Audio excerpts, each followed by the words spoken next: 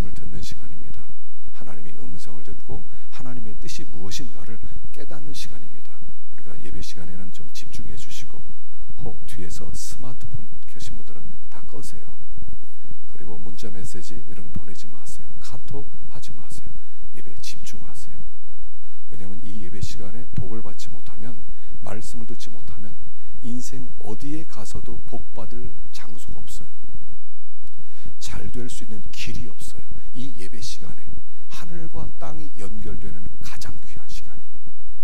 그래서 이 예배 시간에 나와서 쓸데없는 생각을 한다든가, 또 쓸데없는 그런 기계를 그렇게 가지고 논다든가 그러면 안 돼요. 예배 시간에 집중해 주세요. 은혜 받을 수 있는 유일한 기회예요. 내 삶이 바뀔 수 있고 변화될 수 있고 회복될 수 있고 부흥될 수 있는 유일한 기회가 말씀을 듣는 시간이에요.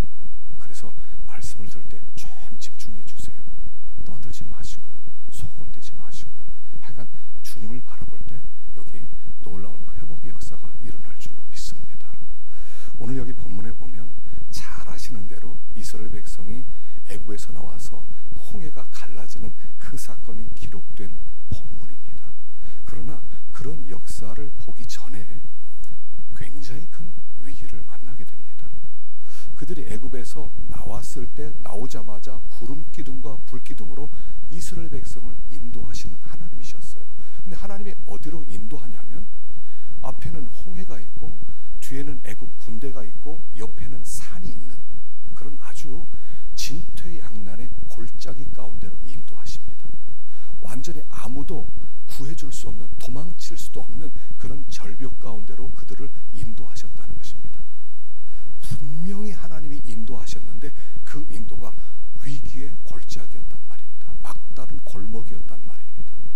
하나님께서 때때로 우리를 그런 막다른 골목으로 밀어 넣으시는데, 근데 그 골짜기로 밀어 넣으시는 것이 죽음의 골짜기가 아니라는 겁니다. 우리가 두 가지 골짜기가 있다는 걸 알아야 됩니다. 이 위기가 두 가지 위기가 있어요. 하나는 죽음의 위기가 있고 하나는 생명의 위기가 있어요. 그런데 하나님께서 그 속에서 우리들에게 주시는 위기는 다 살리는 위기예요. 생명의 위기예요. 그래서 위기라고 해서 큰일 났다, 위기 속에서 어떡하느냐 그러면서 원망하고 낙심하고 불평하면 이게 죽음의 위기가 될 수 있지만, 이 속에서 하나님과 잘 이렇게 마음이 통하고 또 하나님의 음성을 잘 듣기만 하면, 하나님께서 기뻐하시는 그 길대로만 가면 거기가 놀라운 하나님의 기적을 바라보면 생명의 위기가 될 수 있다 하는 것입니다. 혹 우리들 중에 위기 가운데 처하신 분이 있습니까?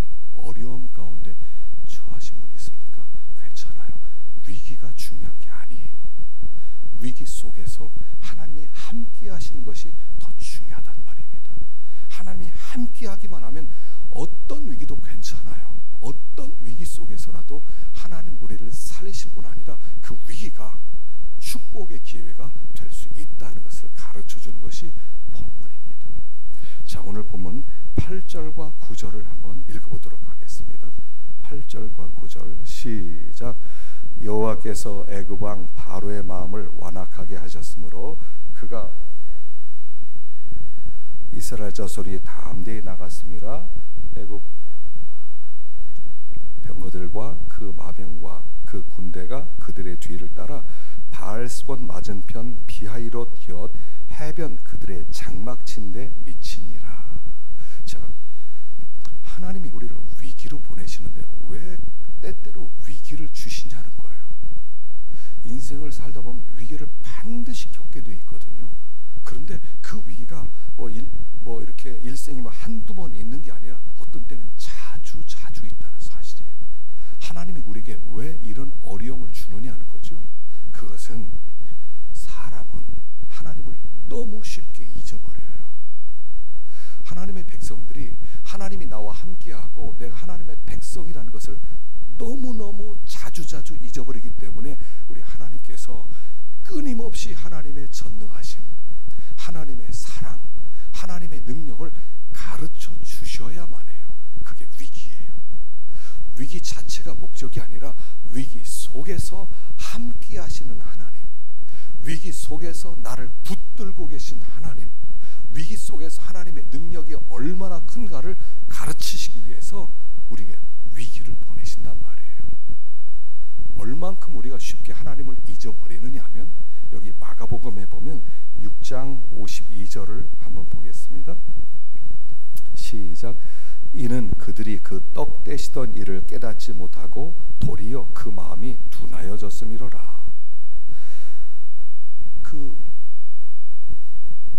그들이 배를 타고 지금 낮에는 어떤 일이 있었냐면요, 낮에 낮도 아니에요. 거의 저녁쯤이에요. 5천 명이 예수님의 말씀을 들었습니다. 그것도 남자만. 여자와 노인과 어린아이 다 합치면 거의 몇만 명이 될지 몰라요. 그 어마어마한 숫자들이 하나님의 말씀을 들었는데 그들이 배고파하니까 예수님께서 먹을 것을 주셨어요. 어린아이가 도시락을 갖고 왔는데 떡 5개와 물고기 2마리를 가져왔어요. 그걸 찢어가지고 5천 명을 먹였단 말입니다. 아니 몇만 명을 먹였어요. 그리고 광주리 12광주리를 남길 만큼 그 놀라운 기적이 일어났어요. 그게 저녁쯤이에요. 저녁에 예수님께서 자 이제 너희들 배를 타고 갈릴리 바다 건너편으로 가라. 그래서 그들이 배를 타고 가는데 풍랑이 일어났어요. 풍랑이 일어났는데 예수님께서 풍랑 있는 바다를 걸어서 예수님이 찾아왔어요. 그리고 바람아 잠잠해라. 그러니까 바람이 잠잠해지는 거예요. 그러니까 제자들이 깜짝 놀래요. 이 예수님이 도대체 누구길래 저렇게 바람도 잠잠하게 만들 수 있지? 그리고 난 말씀이 이거예요. 이는 그들이 떡 떼시던 일을 깨닫지 못하고 마음이 둔하여졌습니다. 불과 몇 시간 전에 엄청난 기적을 봤어요. 엄청난 기적으로 그냥 그 작은 떡 몇 개를 가지고 5천 명이 먹어 배 터지게 먹고 광주리가 12광주리 남을 만큼 엄청난 역사를 봤어요. 와, 예수님은 대단한 능력을 가지고 계시는구나. 그걸 봤어요. 근데 불과 몇 시간 뒤에 저 예수 누구야? 누구야? 할 만큼 마음이 굳어졌다. 이렇게 얘기하고 있어요. 여기 마음이 둔하여졌다는 것은 굳어졌다는 거예요. 깨닫지 못했다는 거예요. 사람은 쉽게 이렇게 생각하거든요. 한 번만 내가 기적 보면 하나님이 살아계셔서 지금 여기에 불이 떨어지는 걸 보여주면 내가 하나님 믿겠어. 하지만 안 믿어요. 제자들이 예수님의 부활을 보았어요. 제자들이 기도하고 있는데 거기 예수님이 바로 그냥 찾아오셨어요. 공간 이동으로 오셨어요. 평안할지어다 할 만큼 부활하신 주님이 나타났어요. 그런데 그 다음날 뭐예요? 야, 고기 잡으러 가자. 예수 섬기나 마나야. 그럼 고기 잡으러 갔어요. 이렇게 쉽게 마음이 둔해지는 게 사람이라는 거예요. 우리가 굉장히 둔한 존재예요. 잘 깨닫지를 못해요. 그렇게 말씀을 해주시고 그렇게 역사를 보여주시고 그렇게 기적을 보여주셨어도요, 몇 시간 다음엔 다 잊어버려요. 하나님이 어디 있어? 그들이 애굽에서 지금 하나님의 10가지 재앙을 보고 그들이 나올 때 금은 보화를 막 그들이 받아가지고 담대하게 나왔어요. 그리고 얼마 뒤에 이 사건이 벌어지는 거예요. 그리고 두려워하고 원망하고 불평하는 거예요. 이게 우리들이에요. 그래서 하나님께서 우리를 둔한 채로 두지 아니하고 계속 자극을 주시는 거예요. 계속 깨닫게 해주시는 거예요. 그래서 우리들로 하여금 하나님이 어떠한 분인가를 가르쳐 주는 거예요. 그래서 우리들로 하여금 그 하나님만 의지하게 하는 거예요. 사실은 지금 이스라엘 백성들이 애굽에서 나오긴 나왔지만 마음 가운데는 항상 애굽으로 돌아갈 생각을 하고 있었거든요. 나중에 가나안 땅 앞에 가서 가데스 바네아에서 했던 얘기가 뭐냐면, 야, 다른 지도자 세우고 애굽 돌아가자라고 할 만큼 그들은 애굽에 아주 긴밀하게 애굽을 향한 사랑이 있었단 말입니다. 애착이 있었어요. 하나님께서 그걸 뒤집어 버리시는 거예요. 그걸 뒤집어 버리시고, 얘들아 이제는 나만 봐. 이게 위기예요. 위기를 주시는 이유는 뭐냐? 얘들아 무엇을 보고 있어? 나를 바라보라니까. 이게 위기란 말이에요. 뒤에서 애굽 군대가 쳐들어오고 앞에는 홍해가 있고 양옆에는 산이 있을 때 그 상황 속에서 하나님의 메시지가 뭐냐면, 얘들아 나를 봐. 나를 봐. 더 이상 애굽에 기대하지 마. 애굽의 애착 끊어. 너희들은 나와 함께 가야 돼 라고 하는 메시지란 그래서 하나님께서 우리들로 하면 세상을 바라보고 은근히 기대하고 저 사람들 좀 되고 싶고 저기서 나도 성공하고 싶고 이런 생각을 가질 때마다 위기를 보내시는 거예요. 그거 아니라니까. 나만 봐. 옛날에 우리 나라에서 초가집이 많이 있었죠. 초가집 있을 때 초가집이요 굉장히 불에 쉽게 약하잖아요.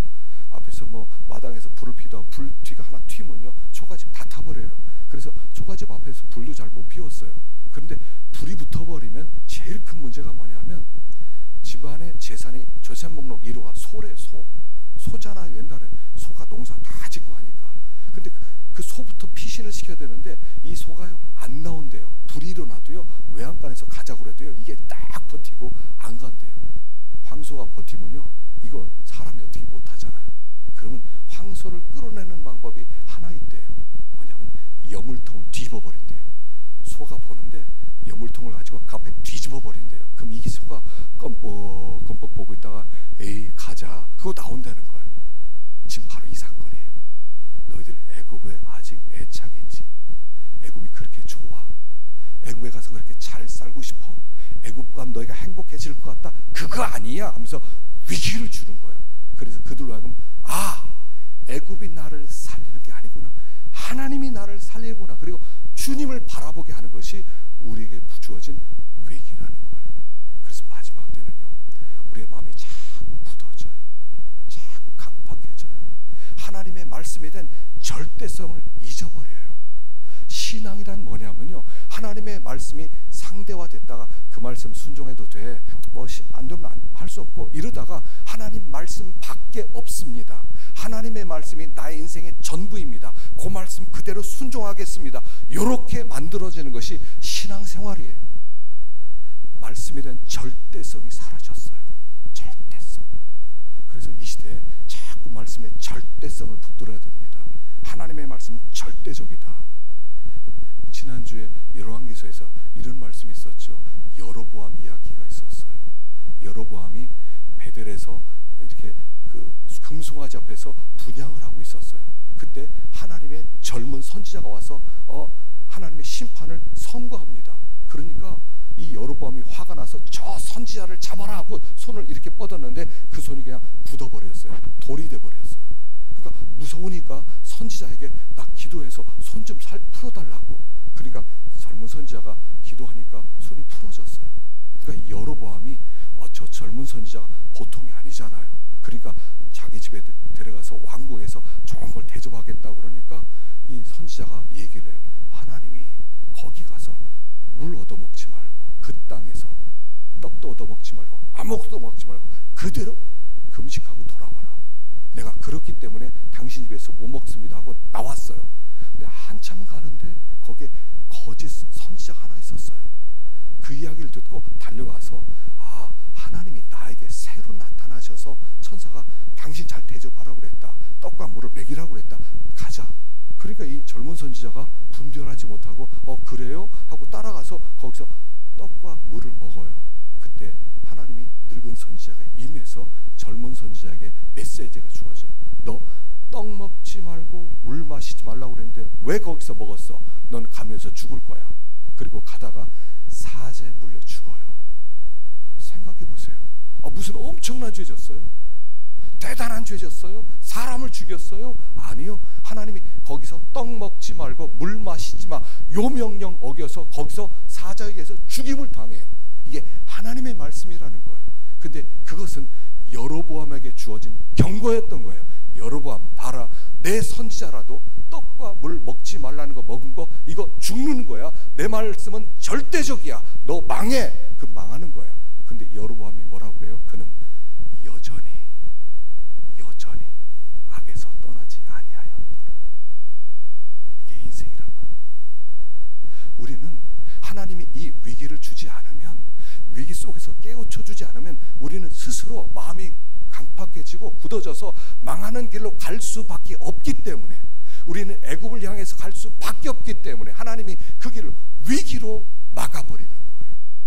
그래서 그 위기는 위기가 아니라 살리는 생명의 위기라는 거예요. 그래서 위기를 만났습니까? 다른 게 생각 안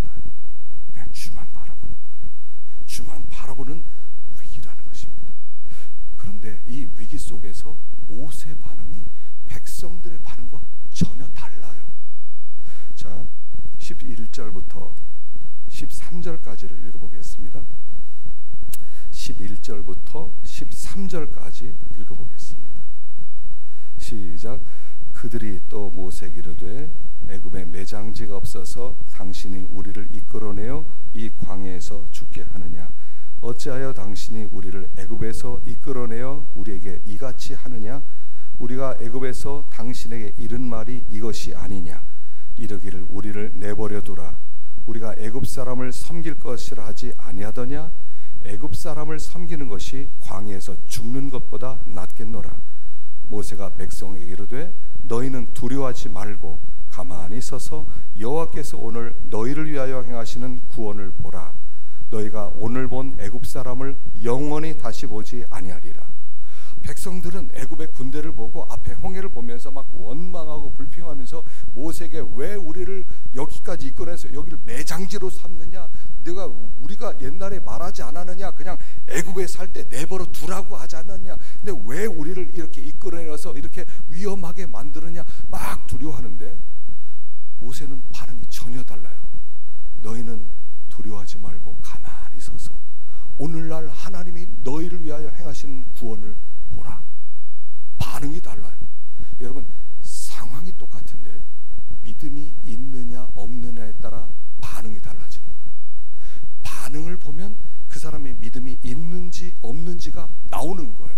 믿음이 없는 사람은 원망하고 불평하고 낙심하고 그 상황 속에서 바로 죽음을 바라보는 거예요. 무덤 컴플렉스가 나오는 거예요. 그런데 믿음이 있는 자는 이 속에서 하나님이 역사할 거야, 하나님이 구원할 거야, 하나님이 건지실 거야, 하나님의 기적을 보는 기회야 라고 다른 눈으로 보았다는 거예요. 어떻게 이렇게 달라질 수 있죠? 무엇 때문에 그래요? 자, 이스라엘 백성은 노예 근성이 있었어요. 이 노예 근성에서 벗어나지 못했어요. 여러분, 우리가 이 세상에서 사실은 지금 이 현대사회 노예가 어디 있습니까? 그러나 마음에 노예들이 있어요. 사람은 죽음에 대한 공포가 있기 때문에 내 생명을 건드릴 수 있는 자에 대하여 우리는 무릎을 꿇어요. 그게 노예예요. 직장 상사가 내 목숨을 붙들고 있다, 내 처자식을 가족을 먹인다 할 때는 눈에 보이지 않지만 그 직장 상사의 노예가 되는 거예요. 우리는 다 노예 근성이 있어요. 하나님 앞에서 나와라 할 땐 안 나오지만 직장에서 나와라 그럼 달려가지 않아요? 노예 근성이에요. 그건 노예죠. 그냥 직장에 충실합니다가 아니에요. 거의 노예 근성으로 살아가는 거예요. 이 백성들은 아직 노예 근성에서 벗어나지를 못했어요. 우리가 노예 근성에 빠져 있을 수 있어요. 그런데 노예 근성을 어떻게 뛰어넘을 수 있냐면, 이 노예 근성에서 어떻게 자유하게 되냐면 하나예요. 하나님이 자유를 주셔야 돼요. 이 모세가 언제 자유를 누리게 되냐면 떨기나무 불꽃 가운데서 나타나신 하나님을 배웠을 때, 하나님이 어떤 하나님이라는 걸 알았을 때, 그럼 비로소 이 노예 근성에서 벗어나는 거예요. 다시 말하면 이런 거예요. 하나님을 만난 자는 뭐가 생기냐면 거룩한 두려움이 생겨요. 거룩한 두려움. 이게 믿음인데 이게 신앙생활은 이때부터 시작되는 거예요. 거룩한 두려움이 들어올 때부터 시작하는 거예요. 하나님을 향한 두려움. 모세는 떨기나무 불꽃 가운데서 하나님을 만났어요. 이사야 선지자는 괜찮은 사람이었어요. 좋은 선지자였어요. 어느 날 성전에서 기도하는데 갑자기 성전에 환해지면서 하나님의 보좌가 보이는데, 하나님의 보좌에 하나님이 계시고 옷자락이 거기 가득 찬데 천사들이 날아다니면서 두 날개는 얼굴을 가리고 두 날개는 발을 가리고 날아다니면서 거룩하다 거룩하다 거룩하다는 그 하나님을 배우는 거예요. 그 순간 난 죄인이구나 하면서 그 앞에 엎드러지는 거예요. 이게 거룩한 두려움이에요. 베드로는 예수님을 평소에 섬겼어요. 예수님의 가르침도 듣고요, 예수님을 따라다녔어요, 사실은. 근데 어느 날 예수님이 오더니 그물 다 고기를 잡기를 마치고 고기 한 마리도 못 잡았는데, 그날 왔는데 주님이 야, 깊은데 한번 그물을 한번 던져봐. 저기다가 너 고기 못 잡았지? 저기다가 한번 그물 쳐봐. 아이 선생님, 밤이맛 때문에 고생했는데 선생님 대우 한번 해드리죠. 뭐 제가 하기는 싫지만. 그러면서 가서 그물을 내렸더니 고기가 얼마나 많이 잡혔는지 들 수가 없는 거예요. 그 다른 배를 불러서 그 두 배에 고기를 채웠는데 둘 다 거의 완전히 침몰할 만큼, 물이 들어올 만큼 완전히 꽉 채웠어요. 그리고 주님께 엎드려서 얘기하는 거예요. 주님, 저는 죄인이에요. 저를 떠나세요. 엎드리는 거예요. 요게 거룩한 두려움이 생기는 거예요. 거룩한 두려움은 하나님을 만나는 순간 우리 가운데 하나님께 압도되고 사로잡히는 거예요. 하나님이 나를 압도해 버리시는 거예요. 나를 사로잡아 버리는 거예요. 그 앞에 숨도 못 쉬게 되는 거예요. 그게 거룩한 두려움이에요. 그때부터 사람이 두려워지지 않는 거예요. 그때 자유를 누려요. 모세와 이스라엘 백성의 차이는 바로 이 차이였어요. 거룩한 두려움이 있었어요. 그 거룩한 두려움 때문에 모세는 하나님밖에 안 보이는 거예요. 그 상황 속에서 모든 상황을 마음대로 주장하시는 하나님만 보이는 거예요. 그러니까 아무것도 안 보여요. 그러니까 이 상황 속에서 바로왕이 아무리 많은 병거를 가지고 많은 말을 이끌고 온다 하더라도 우리 하나님께, 결론은 하나님께 달려있다는 거예요. 여러분, 결론은 하나님께 달려있어요. 내 인생의 앞길은 사람에게 달린 게 아니라 하나님께 달려있다는 것을 깨달아지는 거예요. 그때부터 우리는 자유가 시작돼요. 이게 거룩한 두려움이에요. 이 모세는 이 거룩한 두려움이 있었어요. 여러분, 루터는요, 언제 거룩한 두려움이 생기냐면요, 주님을 만나고 첫 번째 미사를 이제 드리게 접진에게 하게 됩니다. 그래서 그가 집전할 때 이제 처음 하니까 얼마나 떨리겠어요. 그런데 이제 성찬식을 하는데 하나님께 성찬식을 떠올리고 기도를 하는데 이렇게 기도했대요. 영원하시고 거룩하시고 참되신 하나님, 여기까지 하고 그다음부터 입이 닫혀졌대요. 얼어붙더래요. 그래서 그때부터 말을 못하고 서 있는 거예요. 미사를 집전할 때 성찬식을 하면 뭐 끝까지 가서 어떻게든 마쳐야 되는데, 그리고 떨면서 서 있더래요. 나중에 사람들이 기다리다 못해가지고 다른 사람이 와서 마무리를 하고 갔는데 나중에 물어봤대. 아니 바보처럼 그것도 못하냐? 아니 그 미사도 집전 한번 못하냐? 그 예배도 한번 집전 못하냐? 루터가 이렇게 얘기했어요. 내가 그때 영원하시고 거룩하시고 참되신 하나님 하는 순간 갑자기 두려움이 찾아오더래요. 두려움이 임하더래요. 이 세상의 군주 앞에서도 왕 앞에서도 함부로 서지 못하는데 내가 지금 온 우주 만물을 창조하신 영원한 심판주 하나님 앞에 서 있다고 생각하니까 입이 안 열려지더래요. 그게 거룩한 두려움이에요. 우리가 그 하나님을 만나야 돼요. 그 하나님을 만나야만, 그 하나님이 어떤 하나님인지 알아야만 비로소 나의 나됨을 찾을 수가 있어요. 그렇지 않으면 우리 상황에서 안 믿는 사람과 똑같은 반응이 나올 수밖에 없어요. 왜 우리를 여기 인도해서 왜 이렇게 고생스럽게 하고 왜 이렇게 힘들게 만드냐 할 수밖에 없어요. 바로왕이 너무 두려우니까. 병거 600승을 이끌고 왔거든요. 이게 병거는 그 당시에 뭐냐면 전차예요. 전차 600대를 가지고 오는 거예요. 비행기 그 미국이 가지고 있는 비행기 무슨 22, 35 이런 거, 그런 것이 그냥 공중에 새까맣게 떠 있는 거예요. 안 두려워요.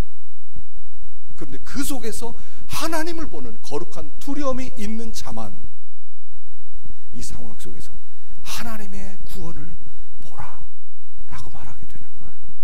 하나님의 구원을 보라. 그래서 우리 삶 속에 이 거룩한 두려움이 있느냐. 우리 시대에 어떤 한 기자가 하나님의 임재를 갈망하라는 글을 썼는데 그 글 내용에 어떤 이런 내용이 있었어요. 어떤 북한에서 탈북한 사람 이야기가 있어요. 이 북한에서 예수를 믿게 되었는데 예수를 믿고 나니까 너무 좋더라는 거예요. 그런데 예수를 믿는 게 발각되면 이게 거기서는 붙잡혀 죽든지 거의 총살하든지 아니면 정치범 수용소에서 아주 힘겹게 고생하다 죽는 거예요. 그러다 보니까 너무 조마조마하게 항상 하나님을 찾는 거예요. 하나님 붙들어 주시고 하나님 함께 해주시고. 그리고 나서 너무 힘들어서 탈북을 했대요. 남한에 나오면 더 하나님을 섬기겠구나.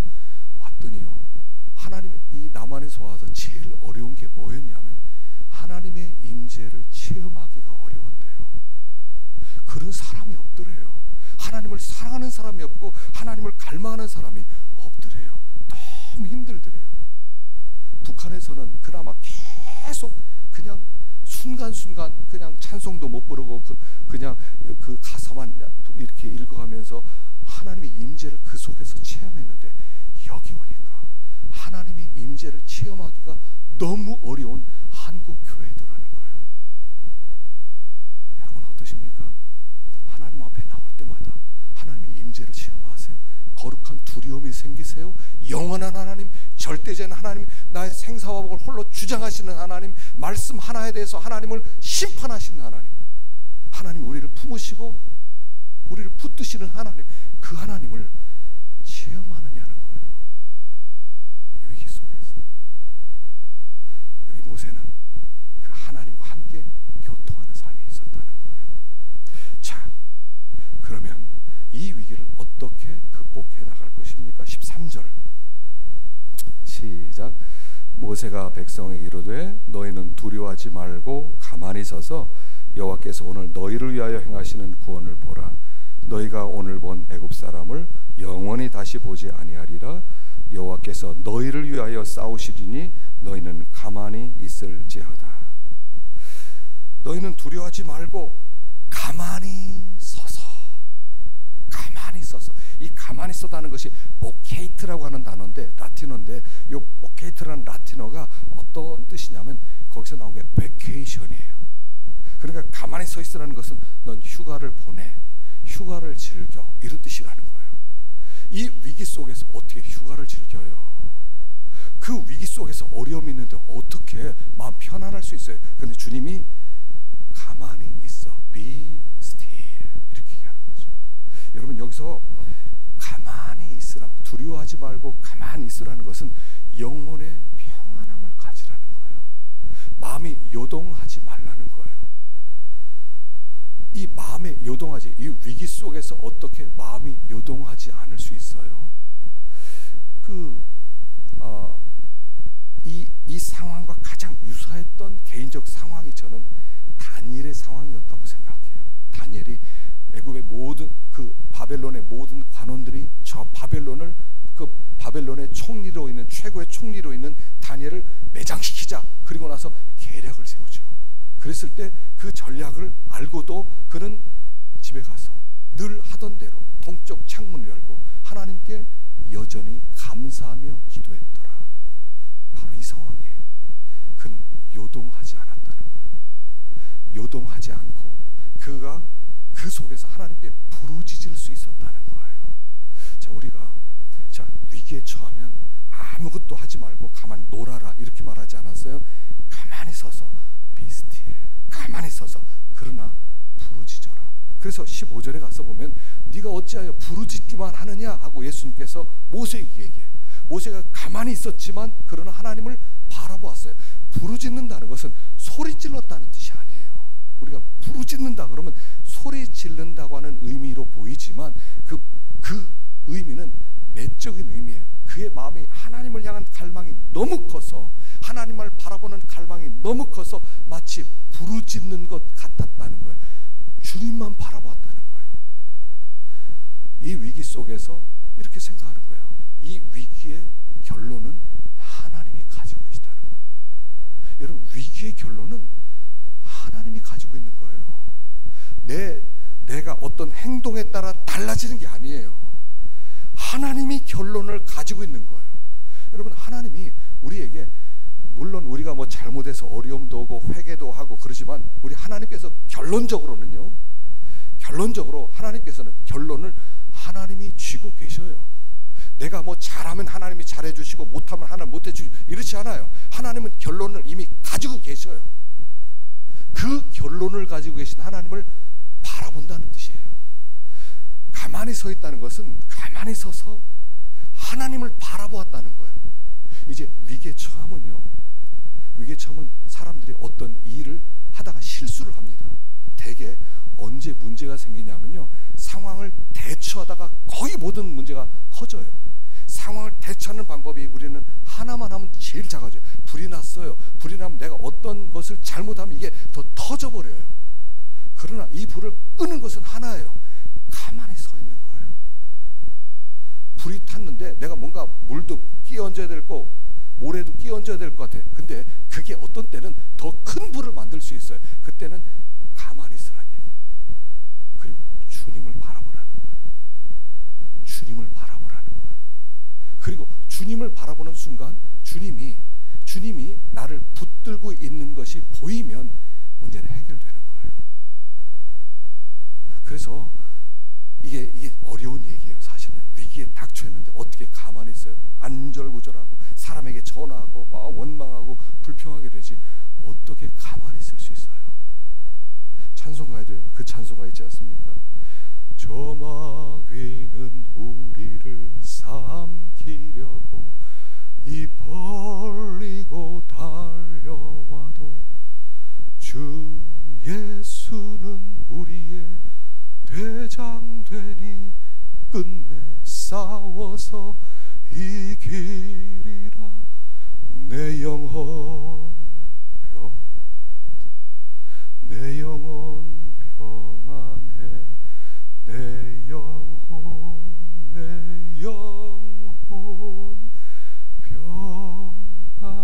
여러분, 위기가 왔을 때 평안해지면 해결된 거예요.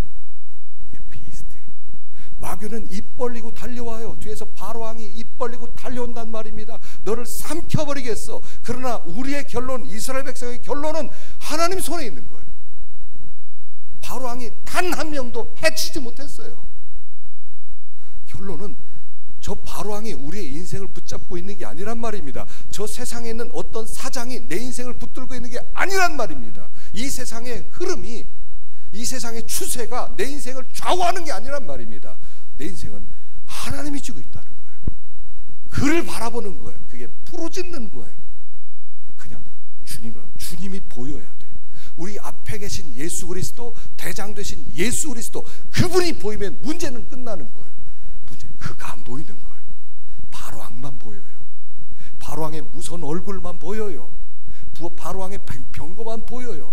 그게 위기지. 진짜 위기는 하나님이 안 보이는 게 위기라는 거예요. 하나님이 안 보이는 게 위기예요. 어떤 중국에서 사역하다가 이렇게 나오신 분이 있어요. 쫓겨나셨어요. 그분이 그런 얘기 하더라고요. 청년 사역을 했대요. 청년들 이렇게 성경 가르치고, 그래서 막 굉장히 부흥을 했대요. 한 번은 이제 한참 이제 가르치는데 청년 하나가 들어오더래요. 그래서 저 청년도 은혜 받으러 왔구나. 그래서 계속 했대요. 근데 그 청년이 문을 쫙 여니까 이 기자들이 사진을 가지고 오더니 막 사진을 찍더래요. 그래서 붙잡혔대요. 처음으로 붙잡히니까 마음이 너무 떨리더래요. 막 무섭더래요. 두렵더래요. 막 죽을 것 같더래요. 그러면서 자기를 중죄인 취급하면서 데려가더래요. 그리고 나서 사진을 찍는데, 벽에 딱 세워놓고 사진을 찍는데, 이제 근데 그 사진을 찍는데 사진 카메라 앞에 어떤 모습이 보이더래요. 근데 거기에 내 모습이 있어야 되는데 예수님의 모습이 있더라는 거예요. 아무리 보더라도 거기에 예수님이 비춰지더래요. 그때 이런 감동이었더래요. 지금 내가 잡힌 게 아니라 예수님이 잡혔구나. 내가 수치를 당하는 게 아니라 예수님이 수치를 당하는구나. 내가 비참해진 게 아니라 예수님이 비참해졌구나. 나는 그 예수 안에 있구나. 이게 깨달아지더래요. 그러니까 그때부터 막 담대함이 막 생기더라는 거예요. 예수 안에 있고, 이 고난은 예수의 고난이고, 내가 창피하고 내가 수치스럽고 내가 어려움 겪는 게 아니라 예수 속에 있는 내가 함께 고난을 당하는구나 생각하니까요, 담대해지더래요. 그래서 그 공안이 아주 이렇게 사납게 굴면서 조서를 봤는데 있는 그대로 얘기했대요. 하나님이 이렇게 보내서 왔고, 하나님이 이렇게 역사해서 이런 역사 있었고, 이렇게 예수 믿었고, 그 얘기를요 밤새도록 했더니요, 이 공안이 감동을 받더래요. 그걸 그만하자고 그랬더니 자기 집으로 데려가더래요. 식사를 대접하고 나도 그 예수를 믿고 싶다고. 그리고 나중에 그 사람이 도와줘서 거기를 빠져나올 수 있었다고 그 얘기를 하더라고요.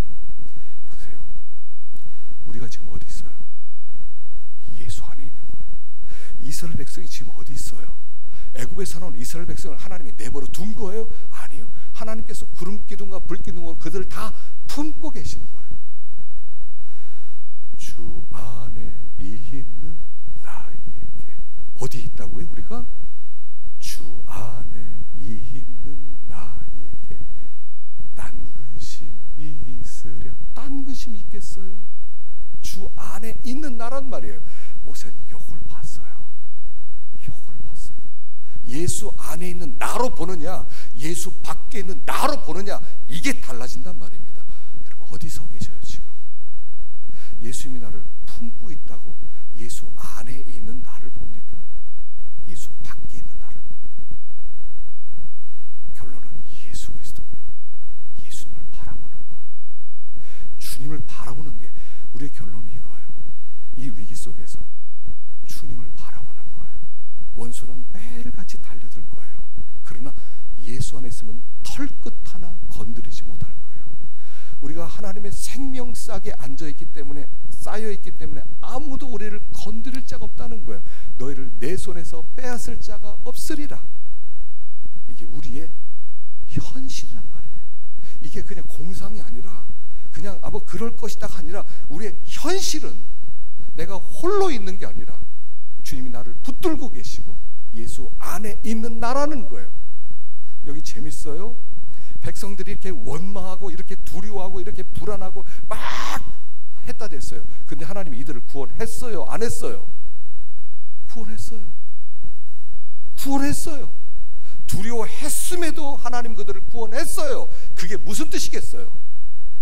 그들이 원망했어도 예수 안에 있었다는 거예요. 하나님 품 안에 있었다는 거예요. 여러분 두려워해도 하나님은 건지실 겁니다. 그러나 그 전에 우리는 늘 불안해할 것이죠. 여러분 두려워한다고 해서 하나님이 안 건지는 거 아니에요. 건져 주실 거예요. 그러나 그 당시 하나님이 주시는 평안함은 누리지 못할 거예요. 그래서 두려워하지 말라는 거예요. 우리는 주님 안에 있어요.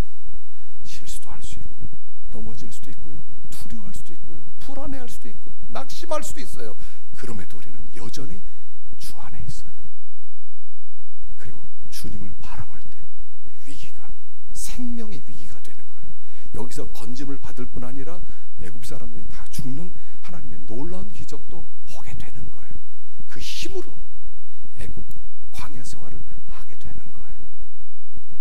위기가 찾아왔죠. 어려움도 있으시죠. 살기 뻑뻑해요. 여러분 이제부터 20년 뒤에는요, 지금 가지고 있는 직업의 70%가 없어진대요. 깜짝 놀랐어요. 70%가 없어진대요. 뭐 먹고 살 거예요? 걱정하지 마세요. 우리의 대안은 예수예요. 예수가 우리 대안이에요. 너 뭐 믿고 살래? 전 예수 믿고 살아요. 우리 그렇게 고백하는 거예요. 하나님이 우리를 품으시고 천성까지 우리와 동행하실 것을 믿습니다. 기도하겠습니다.